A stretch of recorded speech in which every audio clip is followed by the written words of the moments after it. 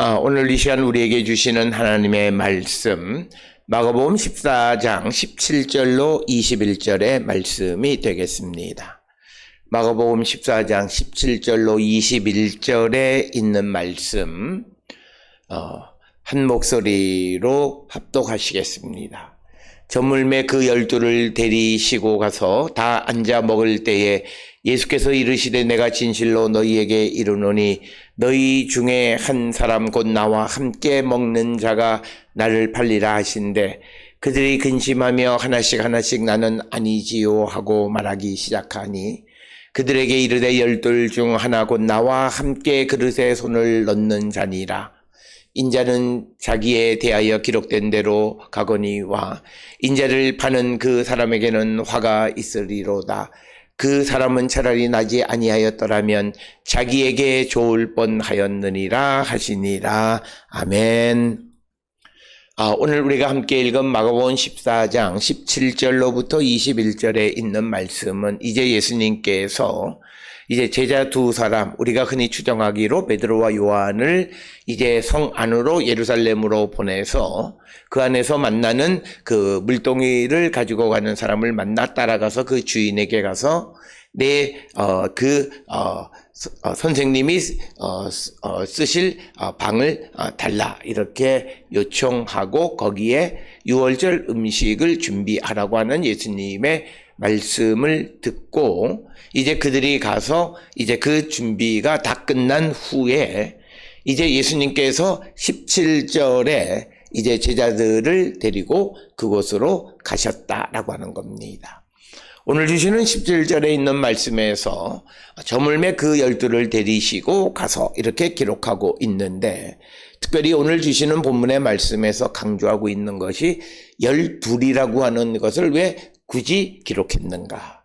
아니면 일반적으로 저물매 제자들을 데리고 가서 이렇게 말해도 됩니다.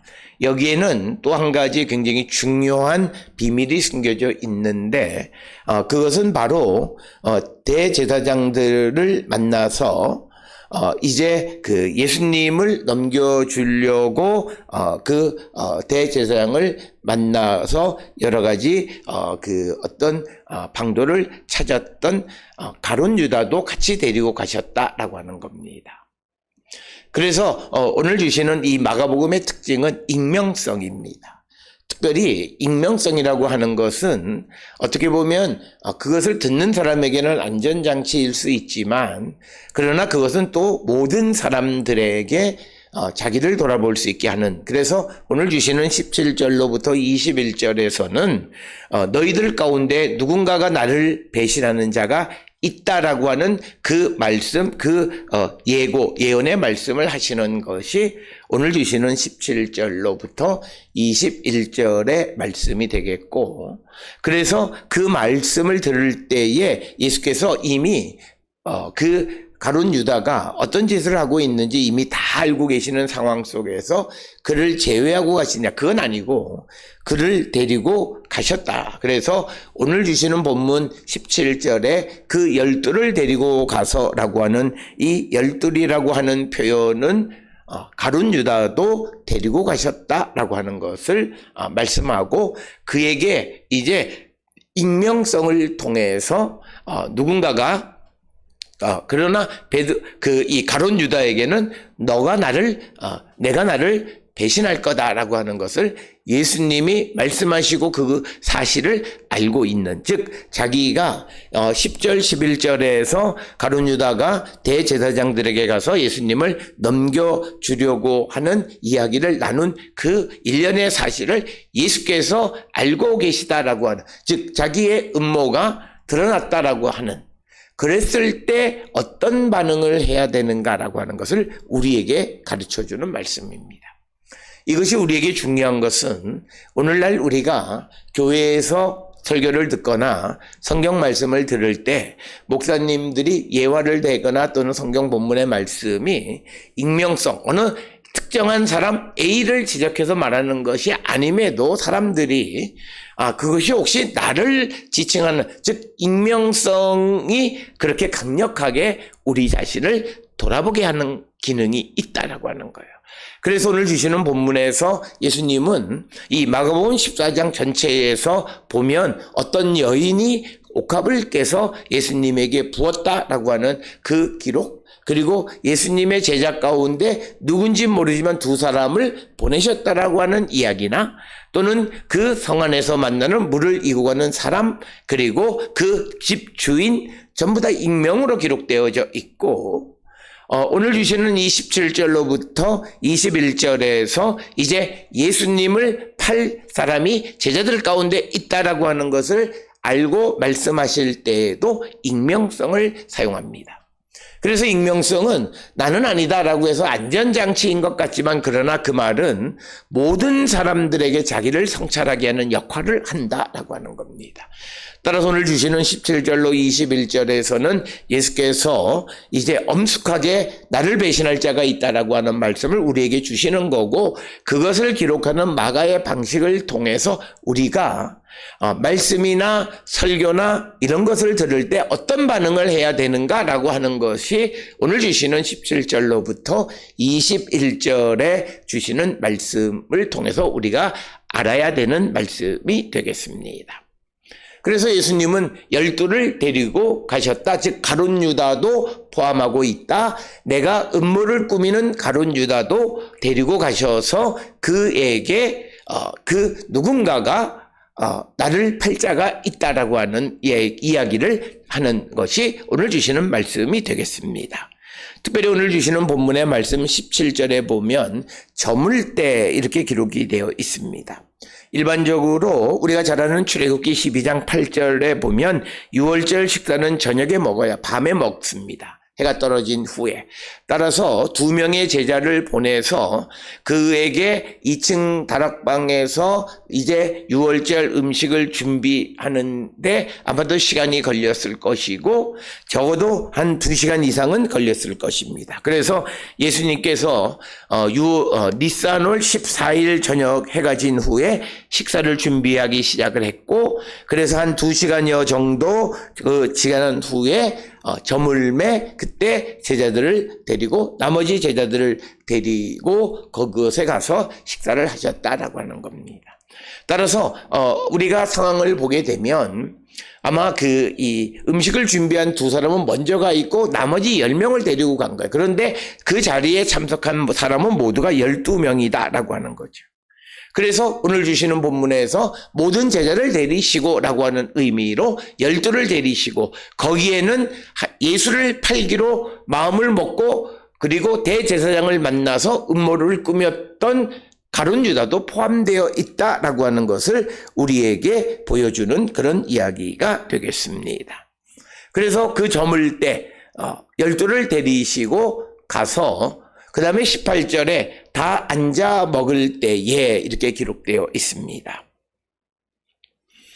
오늘 주시는 본문의 말씀에서 18절에 다 앉다라고 번역이 되어 있지만 다 기대다라고 하는 의미로 우리가 이해하면 되고, 그것은 여러 차례 설명을 드렸듯이 당시 사람들의 식습관 중 하나가 기대어서 음식을 먹는 그런 관습이 있고, 그래서 앉아서 먹었다라지만 다 기대어서 먹을 때, 그러니까 이것은 저녁 식사를 할 때에라고 하는 그런 의미가 되겠습니다.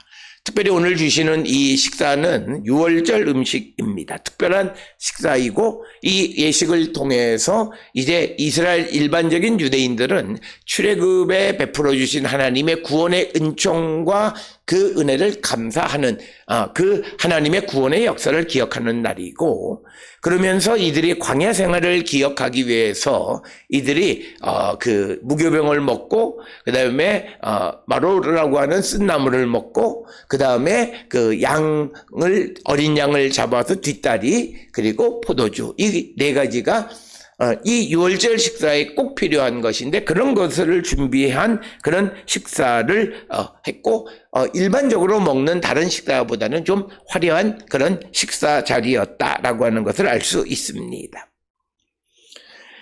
그럴 때 예수님께서 18절에 이제 엄숙하게 말씀하시는 것이 이제 너희 중에 한 사람 곧 나와 함께 먹는 자가 나를 팔리라 하신대. 그래서 예수님이 말씀하시는 것은 오늘 주시는 부분이 익명성이긴 한데 맨 처음에 항상 성경의 내용은 넓은 곳으로부터 점점 구심을 향해서 가는 겁니다. 그러니까 오늘 주시는 본문의 말씀 18절에서는 예수님이 나를 팔 자가 있다라고 말씀하시는데 나를 팔 사람은 누구냐면 너희 중 한 사람이고 나와 함께 먹는 자. 그러니까 12명 모두가 대상이다는 거죠. 그러니까 예수님은 가룟 유다인 줄 알고 계시지만 그러나 그 가룟 유다라고 처음부터 찍어서 이야기하는 것이 아니라 그 모든 사람 가운데 하나라고 하는 익명성을 통해서 아마도 이렇게 말씀하시는 이유는 아마 돌아오기를 바라는 마음에서 그런 말씀을 그런 방식을 채택하지 않았나 많은 주석가들은 생각합니다.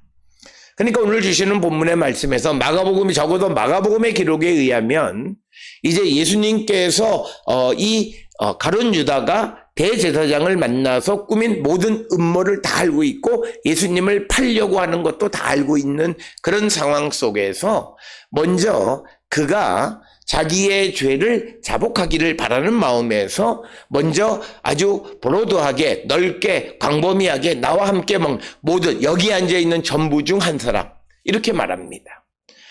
사실은 예수님은 가룟 유다 네가 나를 팔려고 하지 않냐 이렇게 말씀하실 수도 있어요.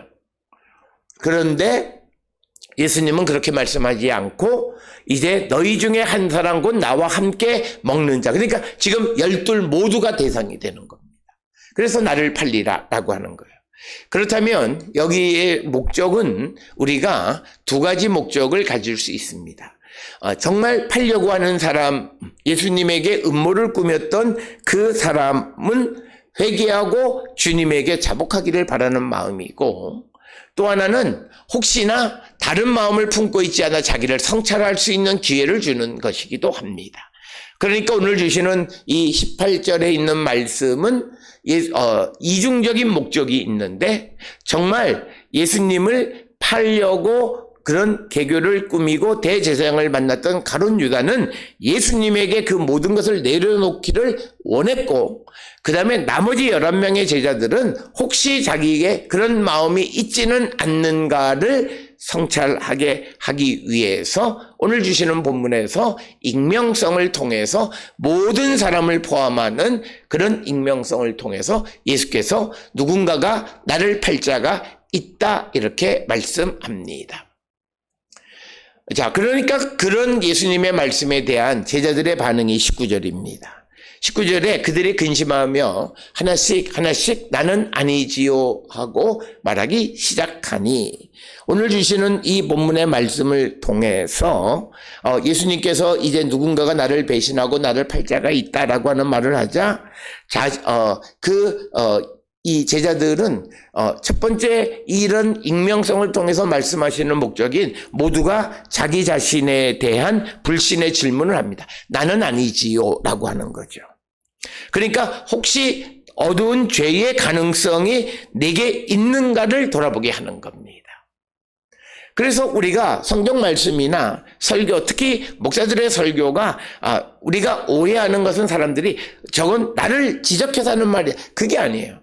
그게 바로 익명성을 가지고 보편적으로 말하지만 듣는 사람은 항상 그것이 혹시 나는 아닐까라고 하는 생각을 하게 된다는 거예요. 그래서 자기를 돌이켜보고 자기가 어떤 모습인가 그래서 자기에게 그런 죄의 씨앗이 있는가를 돌아보면 되는 것이지 그걸 가지고 우리가 또 어떤 문제를 삼는 것은 바람직하지 않다라고 하는 겁니다.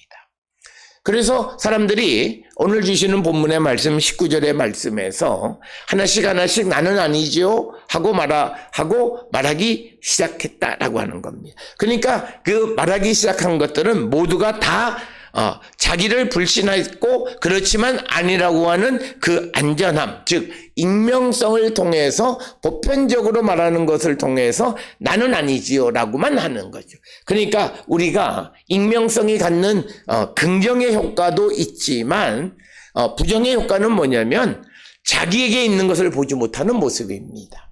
그래서 오늘 주시는 본문에 하나씩 나는 아니죠 하고 말하기 시작했다라고 하는 이 말씀을 통해서 우리에게 주는 것은 아마 가룟 유다도 나는 아니죠 라고 말했습니다.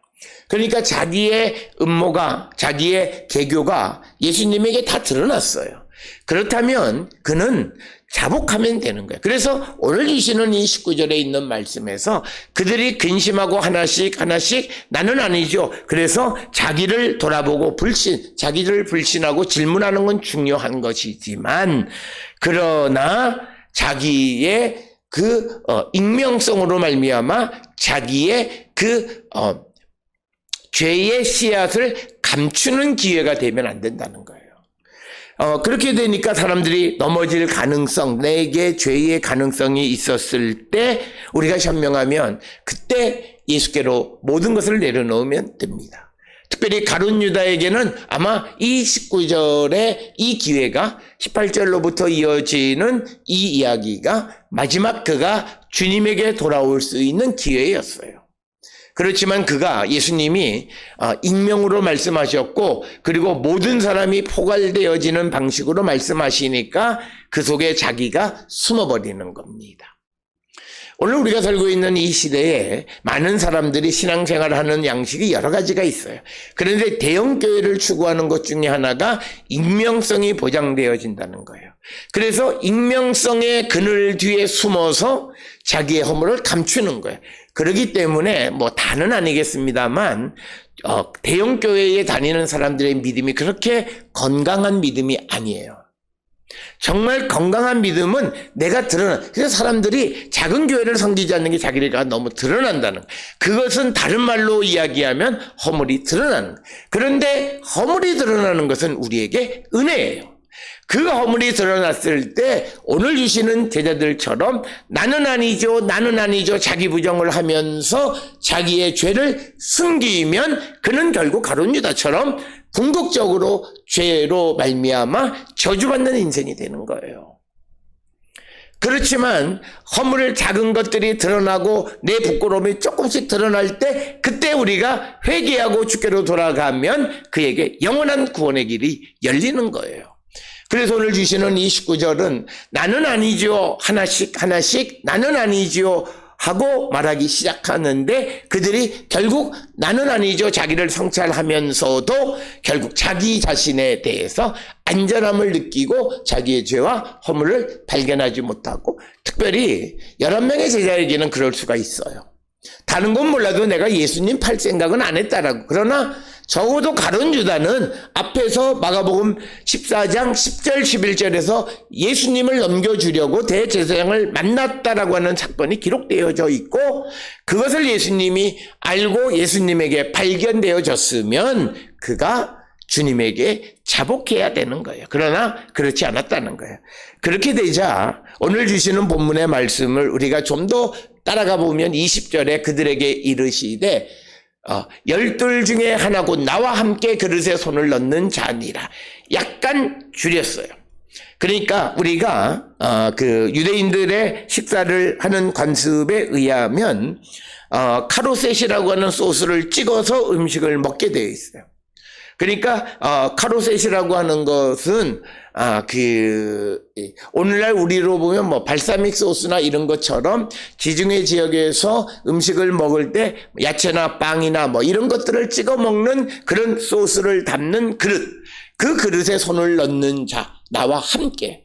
그러니까 우리가 보통 그런 이 그릇에 카로셋이 담겨 있는 그릇에 손을 넣어봤자 많아야 한 사람 두 사람, 그러니까 적어도 우리가 순서적으로 보면 한 사람이 가서 찍으면 다른 사람은 기다려. 그런데 우연스럽게 같이 손을 넣는 그 사람이 바로 나를 팔자다. 이렇게 이제는 12명에서 이제 하나를 좀 더 축약하는데 그 축약하는 방식도 익명성인데 그 익명성은 뭐냐면 그릇에 나와 함께 손을 넣는 자다 이렇게 말씀하시는데 특별히 오늘 주시는 20절의 이 말씀을 하시게 된 가장 큰 이유 중 하나는 이 제자들의 이야기를 듣고 예수님께서 그들에게 어떤 자기의 죄를 자복할 수 있는 가능성을 발견하지 못한 거예요. 그렇기 때문에 예수님이 점점 더 압박해 가는 거죠.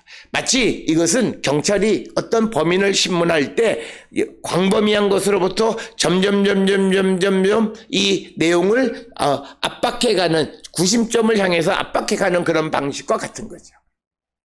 그러니까 사람들은 처음에는 보편적으로 얘기해. 야, 뭐 잘못한 게 있으면 내놔. 뭐 그러면 아무도 너는 잘못하지 않았어요. 아무도 말하지 않아요. 그러나 점점 증거가 하나씩 제거되어지는데 오늘 주시는 20절에서는 나와 함께 가로셋 소스를 찍기 위해서 손을 넣는 자가 바로 그다라고 구체적인 그런 정황을 설명하는 것이 20절이고 이런 설명을 하시는 이유는 제자들이 특히 가룟 유다가 자기의 죄를 내려놓지 않았다라고 하는 것입니다.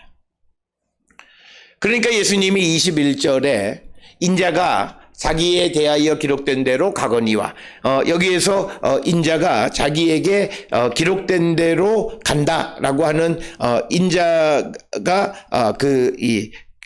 간다라고 하는 이 내용은 아마도 우리가 시편 41편에 기록되어져 있는 그런 내용대로 이제 주께서 가시는 것이다 이렇게 우리가 이해를 합니다. 그래서 주님은 하나님의 말씀대로 그대로 가신다, 즉 하늘로 올라가신다라고 하는 겁니다. 그렇지만 그 인자를 파는 자에게는 화가 있다. 즉 여기서 말하는 것은 인자를 파는 자에게 저주가 있다 이렇게 이야기하고 있습니다. 그러면서 그에 대해서는 차라리 나지 않았더라면 자기에게 좋을 뻔했다 이렇게 말씀합니다.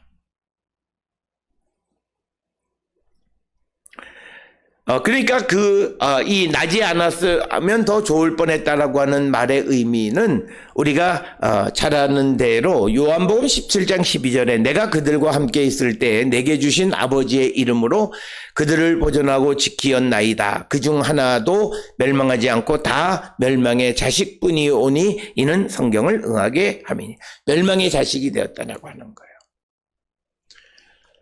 그래서 오늘 우리에게 주시는 본문의 말씀은 사람이 죄를 짓지 않는 것 매우 중요한 일이긴 합니다. 그러나 오늘 주시는 본문의 말씀처럼 죄가 드러나서 그게 보편적으로 그 죄를 돌이키고 회개할 수 있는 기회를 주었을 때 그때 주님 앞에 모든 것을 내려놓을 수 있을 때 그가 축복의 사람이 될 수 있고 죄로부터 돌이킬 수 있다라고 하는 겁니다.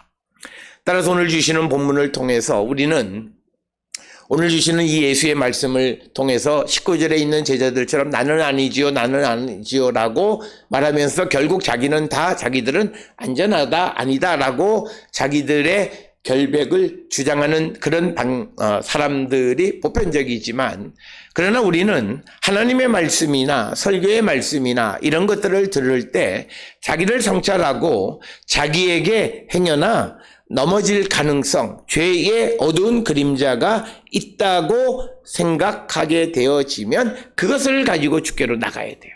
그러니까 오늘 우리가 설교를 듣거나 성경을 통해서 찔리는 것이 있으면 그걸 가지고 주님에게 나가 기도하는 자가 되어야 돼요. 하나님, 내가 이 모습에 정확하지는 않지만 내가 여기에 걸리는 것 같아요. 하나님 용서하시고 내가 이 말씀대로 온전하게 살아갈 수 있도록 나를 지켜달라고 기도하는 자가 되어야 돼요.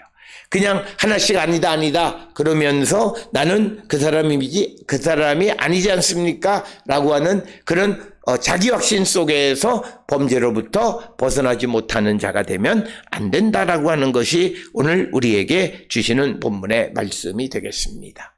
따라서 오늘 주시는 본문의 말씀은 우리를 아시는 하나님 앞에 그 하나님의 말씀을 우리가 어떻게 받아들여야 하는가라고 하는 것을 가르쳐주는 귀한 말씀이 되겠습니다.